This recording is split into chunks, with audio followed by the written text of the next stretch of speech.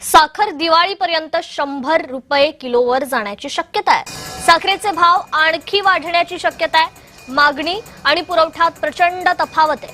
तज्ञांच्या मते साखरेचे भाव आणखी वाढणार आहेत। साखर सध्या 80 रुपयांच्या घरात आहे, त्यामुळे साखर सणासुदीचा गोडवा घालवण्याची शक्यता आहे।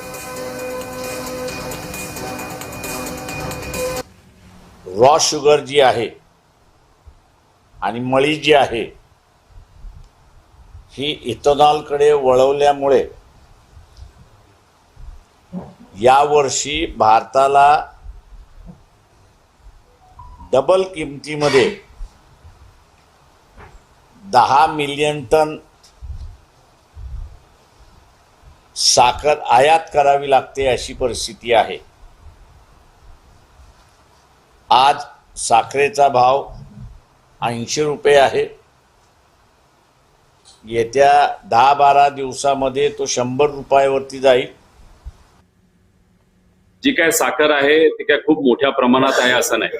जेवढी सरकारने विकायला लावली तेवढी ती विकली आणि जेवढी ठेवायला लावली तेवढी ठेवली, कारण का आम्हाला महिन्याला साखर कारखान्याला महिन्याला तिथं कोटा दिला जातो। आता साखर आहे का तर 100% कारखान्यांकडे साखर आहे।